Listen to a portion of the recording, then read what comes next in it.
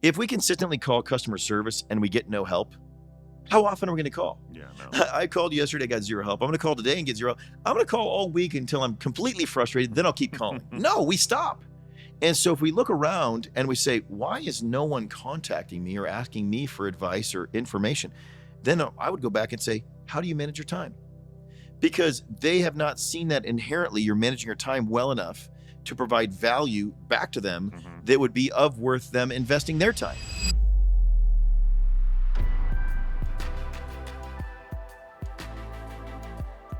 Hello, everyone, and welcome back to ReedFlections, a podcast on life, leadership, and learning. I am Art Calderon. I'm here with Reed Nyffeler. Reed is the CEO of a growing global company, a father and a husband. He's going to share some wisdom and some experience that he's had on our subjects. Let's do a brief recap, as we often do. Episodes 1 through 4, priorities. Then we went to habits, know your purpose, start your journey. And currently, we're in the section that we call Be Present on Purpose. Episode 23 today. Can you believe you've been with me for 23 episodes? I've been with you. We've been with each other. Whatever you say, Art. And this episode is Make the Most of Your Minutes. All right? Now, Reed, we only have so many minutes of the day. No matter who you are, your days and your minutes are always numbered. Why is it important not to waste any of them? Well, that was exactly a 1 minute lead in, Art. And so I'm determining if that was wasted minute or not. But, why does it work is because, it was structured. I think as we look at our time and minutes so that they're not wasted, they need to be wholly structured. And even as you were using that first exactly 1 minute, because I'm watching the clock, you had a structure to how that went and it was prepared. And I think that's how we don't waste our minutes. And that's why it's important to not waste our minutes, is because we see structure. And so, when I hear people say they're busy, many times they say they're too busy, or they say they can't get anything done because they're busy. And when I hear that, I see that their minutes are managing them and they're not making the most of their minutes. And so that's really what happens. Is so if you're someone that's listening and says, I'm busy, I'm always busy, it's a result of not being effective to manage your time and, most importantly, your minutes, because every minute you're busy, you're wasting that minute because it should be a productive time, right? I mean, this is the case.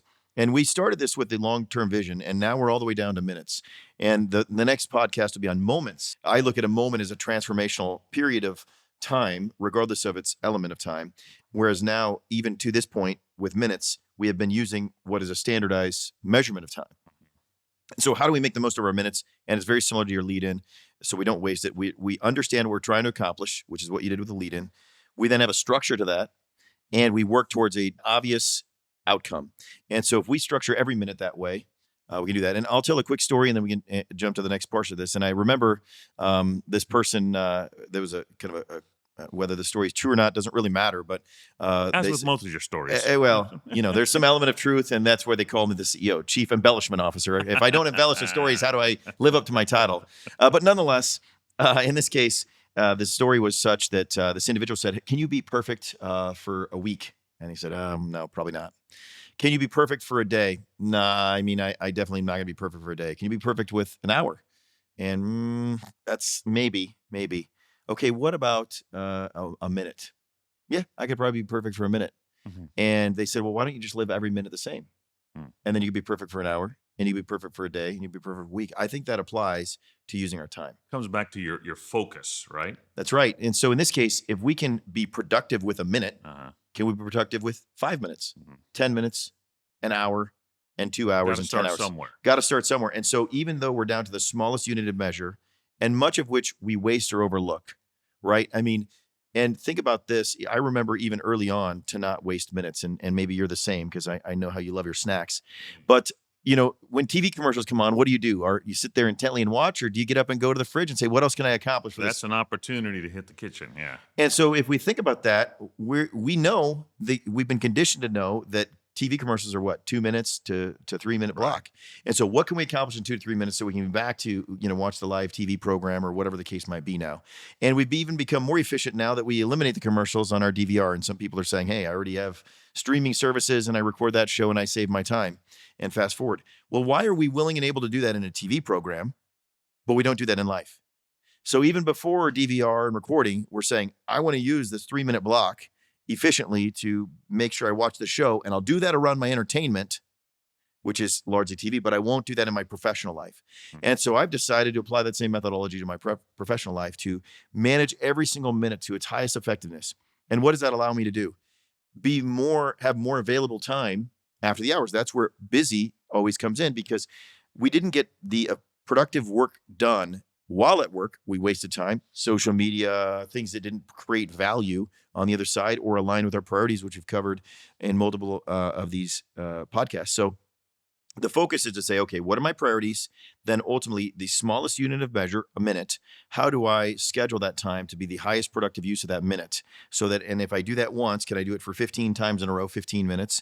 And then it can become an hour, a week, a month. And if we did this for a full year, just think of the progress we could make, right? And so that's really how and why it's important to manage our minutes, because they are the smallest unit of measure of productivity. Now, we're talking about work, and it seems to me it'd probably be, in some ways, easier to do it at work, especially in an office situation where you have a literal calendar that you can break it down and schedule your hours and even your minutes so that you're more productive. But how about outside of work? How about with your family when you're away from your calendar and so forth? How do you be purposeful with the minutes you spend with your family? Right. And we're going back a little bit on the blocks of time, right? And around priorities. But for me, my work schedule, my intended work schedule is from 8 a.m. till 5 p.m., right? And obviously it bleeds a little bit on either side, depending on the day, and certainly with travel. But within that, then I'm from 5 p.m. to 8 a.m. involved in home. And if I look at it that way, that's 2/3 of my time. And obviously there's an element of sleeping in there, and probably sleep 6 hours a day. So I have roughly 10 hours at home that I'm involved in family. And so then if that's my goal and my objective, I want to make sure that the things that are of work don't bleed into family, right? Our priorities, if we don't define them, will bleed into other areas. And the one that demands the most of us will take the most time. And so in my case, where I'm at, work will always demand more than my family. My Never family, going to be enough. it's right? never going to be enough, right? There's always going to be another franchisee to call, another need to address. And that's where we proverbially become busy. And we get fulfillment from work if we're living out our purpose. And so how do we make sure those minutes don't bleed into the other side? And so now that I've defined those big blocks, the next thing to do is what I call a time audit. So then I look back over the last week, because a week's a good measure of time to say, okay, where did my time go from that 5 p.m., You're which looking is for trends. trends, right? From 5 p.m. to 8 a.m. And so I'll give an example. So, my kids are largely away throughout the school year. The oldest, at least, my oldest daughter is a second grade teacher, so she's away, but for a short period of time in the summer. And then my two middle children are in college, and so they're away through the college season, and they're home in the summer. And then through the school year, my 12-year-old's here. And so during the school year and the summer, it's different. So the time audit should not just be done on a daily or weekly basis, but also should consider seasonality. Because if I'm living my time in the school year different than the summer, or the same, I should say, I'm missing opportunity with a family. So during the school year, here's my schedule, right? So immediately in the mornings, I think, okay, I want to be to work at 8. And the first thing I do before I decide when I want to arrive at work is I see when my son's school starts. In his case, he needs to be there by 7:45. Now, it just so happens that I'm literally driving him to school each and every day on my way to work. So it works out pretty conveniently. So then I realize, okay, not worth waking him up early because, kids need their sleep. And some people are morning people, some people are afternoon people. It just depends on the person, And so he's definitely not a morning person. Is that right? And so then he gets up in the morning and we're there. My wife and I are very intentional. I mean, she's very good at infusing energy because she's not necessarily a morning person anyway. Tries to joke with him and then writes a dad joke to go in his lunch each and every day that he doesn't know until lunchtime, Awesome, yeah. And so she's teasing him with that at the same time as he has enough energy in the car that he's awake after he's eaten and he's ready. So that then ultimately in that time, I said, this is my time it's about 16 minutes from our house to literally, I've looked at the time and I have a clock in my car to measure every single minute 16 minutes to get from the house to drop him off at school. 18 minutes with traffic, 15 minutes the fastest. And so in that period of time, within the first 3 to 5 minutes, And I can tell you every single day, by the time we leave our house and within 5 minutes, we've then read scripture. We do that because faith's our number one priority. Mm. And so he actually reads it. Why? Because I look at that as two reasons. One, that's an area that he would like to work on, is to get better at reading. So now I'm listening to him to read content, and content that I think is relevant. Then part of that is, okay, as part of his extended education externally, how does he discern that information? And so I asked them, instead of me providing feedback in that environment, I'm already critically thinking to say, I want to help him to do critical thinking around the content he read, because I know how critical that is for me at this stage in life. And so then he gives me his perspective on the daily Bible verse, at which point then I add to that. Because if I were just giving that there, I'm not investing in a conversation. And so we have a conversation around it. Then after that, we pray for the family. And that is usually accomplished within the first 5 to 7 minutes. Then this is just a 15-minute block to give you an example of how this in totality works at every stage of the way I look at time. So for the next 10 minutes, I'm talking about, okay, what are you looking forward today? Basically, what are some things that are forthcoming in your day at school? I'm investing in him because I know he's going to go into a group of 500 and 700 kids that he's new in the school and everything else, and say, okay, how can I prepare him for the day? And then ultimately, the next stage of that conversation as that progresses, what are you looking forward to today? Right? You're prepared for the day. Now, what are you looking forward to? And then what does the end of the day bring? Give him something a little hopeful and excited about. That's right. And so then I'm evaluating where he's at for the day, all intentional, then saying, what are you looking forward to today, right? To then get him through the day. And then ultimately, how do you hope to close out the day? And so that's every single day, right? And that's the 15 minutes beforehand. And then, of course, when I get home, right, we sit down at dinner, and before practice and otherwise, I said, how'd your day go, right? So I'm then reconciling that against what he thought his day was going to be, to then make sure that I teach in that process emotional intelligence and management throughout that. And occasionally there's kids that he does or doesn't get along with. Why am I telling you this extended story? Because all of that's an intentional manager minute. Well, and you're teaching him to be purposeful as well, right? Because you can say, okay, you refer back to the conversation you had in the morning and say, well, this was the plan, this was the expectations or the hope. Did you meet it when you talked to him after in the evening? And many of us would sit here and say, well, that's just a 15-minute drive. And what does that really accomplish? We're all a compilation of all the minutes we've lived on this earth. And if they're not intentional, they'll be default, right? So we just happen in the car, and here's the alternative path, right? And tell me which one over time, if we're managing our minutes, are going to create greater value. Let's say alternatively, we're both sitting in the car quietly. We turn up the radio, and whatever station we have it on, this disc jockey is investing in the morning drive into our students and our children in that time. And then they're learning culturally from the songs and the narrative in those songs. And is that a realistic lifestyle? That's ultimately what's being communicated in those same minutes. A song is 3 minutes, and it tells you a story, right? I mean, what do they say about a country song? If you play it backwards, you get your dog back, your wife back, your house back, and your car back. And it's kind of a subconscious structure that I'm putting together. Why? Because I know as his father, no one is going to care more about his development than me, right, and my wife, of course. And so how am I using my time to invest in my most precious return, my second priority, my family? And I need to manage those minutes because they're limited, right? Even as a family, if we're down that path, what do they say? That a parent has about 20 minutes of interaction with their kids on a daily basis. That's what the studies say, because of their going to sports and school and all these other things. Yet there are responsibility. The teacher is done, right? It's now summer here. And so the teacher is not involved in his life and probably will never be involved in his life again. I mean, how often do we go back and invest in teachers? Yet I'm always going to be there. And so I need to be intentional about that investment. Right. And those 10 to 15 minutes, well structured every single day, will certainly add up over time. So that's outside of work. That's with the family, Right. Specifically with your youngest. But I know that when you're at work, a lot of people have your cell phone number. Yeah. I know a lot of franchisees call you directly all the time. So, how do you manage all that so that your minutes are purposeful at work, and you don't let all these other people who want a piece of your time and a piece of you, that they don't drag you away to just being reactionary or default, as you say? So, and as you live making the most of your minutes, people begin to see that and know that, right? And so, and that's where, they say, I'm sure you're busy, and that's a term they're filling the words in. However, they also know when they call me, I'm not going to be inefficient with my time, that I am going to make a high return. And so I remember about 5 or 7 years ago, I called a franchisee, and it was kind of out of the blue because I had a question where he says, Reed, I know this about you. You're not calling me just to, waste time. Shoot the breeze. Shoot the breeze or because you're bored, right? You have a purpose. So what would you like to discuss?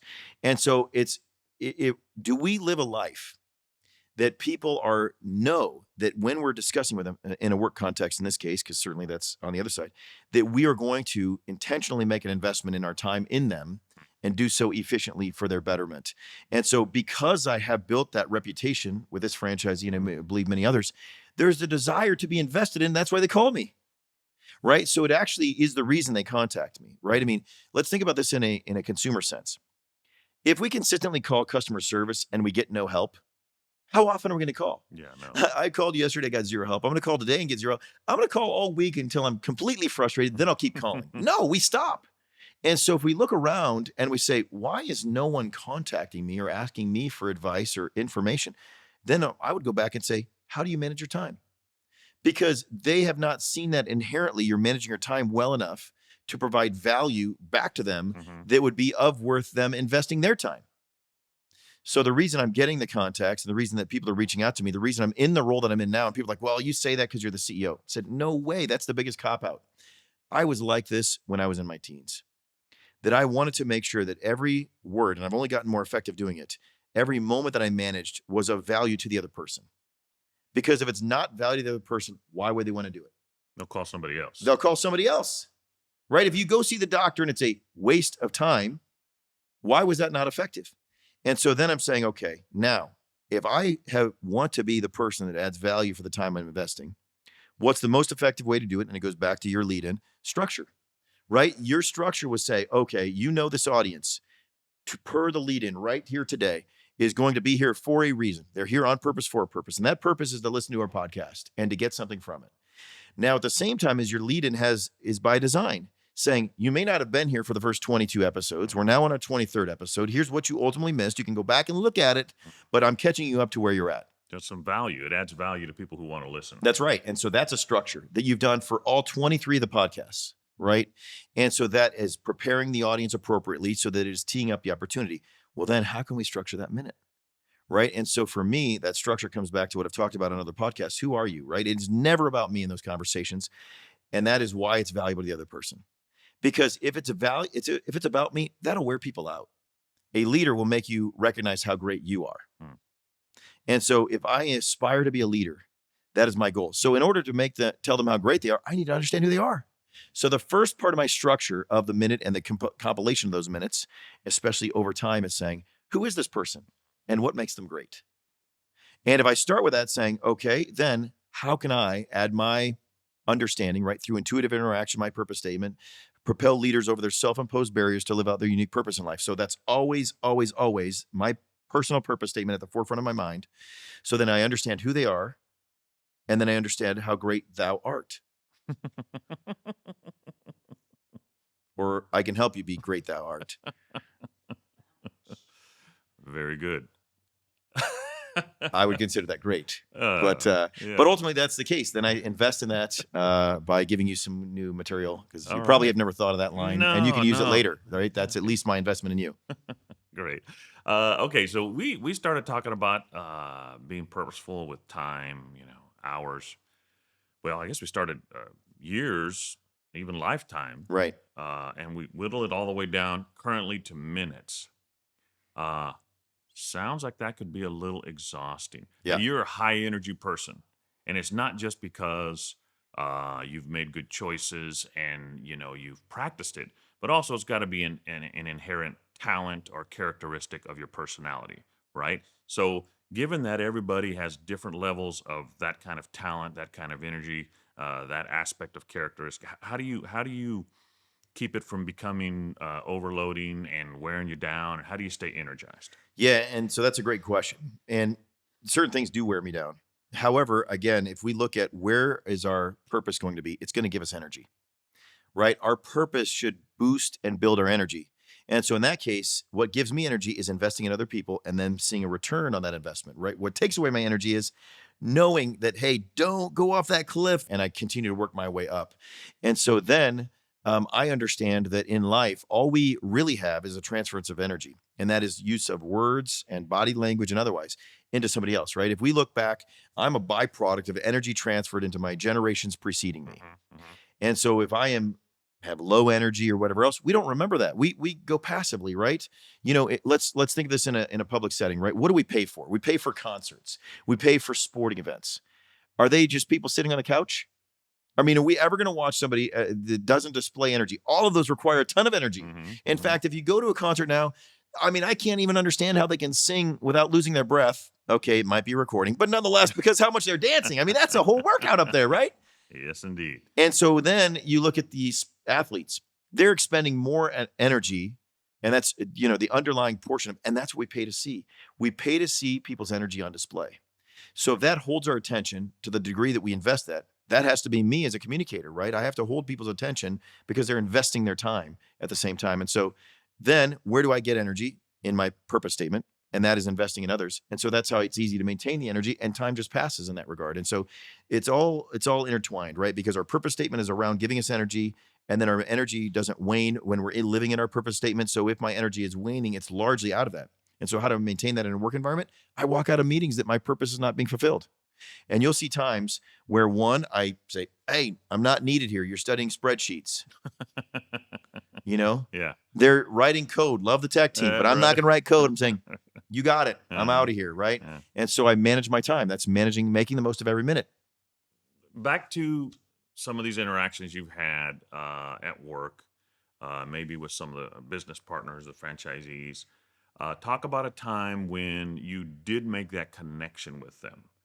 You had a minute, or sometimes even less with a quick call, where they knew they could go to you for clarity, for honesty, for something that they were looking for. They couldn't find somewhere else. And so they made that connection, and that you helped them, but really you helped yourself towards your purpose. Yeah. So I think many times we waste time because we want people to like us. Sure. And if they like it, that's temporal. Even if we say something they like, that's always temporal. However, my goal is to not get to people to like me. And I do a pretty good job of that. I would say one of the best. Thank you. Thank you. Well, hey, we're all good at something, right? At the same time I think my goal is to make them better and ultimately happier, fulfilled, right? Fulfilled and towards their purpose. And so sometimes we need to hear things we don't like. And ultimately that's where the directness comes in. And the more direct I am, the more clear I am, the more they remember it, right? I mean, we are much more apt to remember when someone said something that we didn't agree with or offended us, right? And it didn't mean it wasn't true. Right. It means we didn't agree with it or we were offended by it. You'll talk about that all day. You'll talk about it all day. So if I say something they already believe to be true and they like, how long are they going to remember it? Yeah, not long. But no. And so then am I really accomplishing my purpose by getting you to like me because I said something I knew you'd like and I said something you already believed to be true? How have I helped you? And so if I'm a leader, my job is to help people become better, better versions of themselves. Have you done that without mentioning any names? Can you remember a time when you did that with someone and it actually helped them? Absolutely. Did they come back and say, you know what? Yeah, you offended me, but you were right. Absolutely. And so, in fact, about 2.5 years ago, there was a franchisee, and this franchisee, you'll know who they are because they've told this story too. This franchisee was a phenomenal, she was a phenomenal individual, is a phenomenal individual, and was in the Fortune 500, had a professional career developing in that, had already been a franchisee for years. And they were, probably in our bottom 5% from a revenue standpoint and growth standpoint. And I have anniversary calls with all of them. And they're generally anywhere from 10 to 20 minutes, give or take, sometimes up to 30 minutes. And we were probably 8 to 10 minutes into the call. And she asked me, she said, okay, Reed, you were asking us questions, how we thought it was, but do you have any direct feedback for me? And for one, they're asking. Right. And I remember saying this specifically. I said, tell them you better sit down. Yeah, I said, do you really want the feedback? She says, yes, I can't get better without feedback. Okay. I said, well, you're not going to like it. And she goes, okay. I said, you are one of the most underperforming franchisees I think we have in the network. And I said, you're the smartest I've met. I've been every interaction, including this one, thoroughly impressed with your abilities and everything else. But I think you're not utilizing that to its greatest degree. And it's my job to challenge you to do that. And so then ultimately she's like, okay, that's your perspective. And I could tell she wasn't happy about it. And then later she told me, she said, we hung up the phone and we were mad. I mean, steaming mad. I mean, storming around the room mad. Right? How did he don't even know us? Yeah. He's not with us. He's just saying that. And then the rest of the story is about 90 days later, they decided to come back and say, you know what, we're going to 100% commit. and they had already relocated across the country. They decided 100% commit. And in that same period of time, from then to now, which is only 2.5 years later, I think they've grown their business by 5 times Outstanding. in 2.5 years. And she said, as much as I hated hearing it, you were 100% right, because that's what turned us around. We said, now let's get our emotions aside. I think that's what happened is emotions dispel, right? Even positive emotions eventually fade. Same with negative emotions. Then you're left with the truth. And so if someone gives you a positive emotion, it's not truth, that'll still go away, and then you're stuck with lies. Right. But if somebody tells you the truth and it upsets you, eventually the emotion will be gone and you're left with the truth. Yeah, and that's where she was at. Yeah. And she said, you know what? He was exactly right. I looked at everywhere else, and I was doing that for external validation instead of internal investment, and made internal investment. And I think that the sky's the limit. And so they were at the convention this most recent year, and they won their first big award. And I said, this is just the beginning. And they said, this feels so great. And even though I had to go through the pain of self-identifying that I wasn't, deploying my time the best way, I now see what you were saying. Excellent. And I said, you're on track to potentially be a franchise of the year at some point. I can totally see that from here if you keep investing in yourself. Right. And she said, we're wholly committed and we have clarity around that. And so for me, that's that turning point. That's that transformation, right? How exciting. You know who you are, so well done. Yes. All right. Well, we've come to the end of our podcast here, Reed. Thank you very much. We learned a lot of good things about being purposeful with our minutes, all the way down to minutes and the time that we use, and not just at work, not just in the office, not just even interacting with everybody necessarily, but outside of that. Be purposeful with every minute that you have. Thank you, Reed, for sharing with us. Thank you, listeners. Please share the podcast with friends and family and other people. We'd love to have more listeners. Next time, we're going to be talking about being present, attentional moments, being present, attentional moments. Until then, I'm Art Calderon. Be purposeful. And one last word.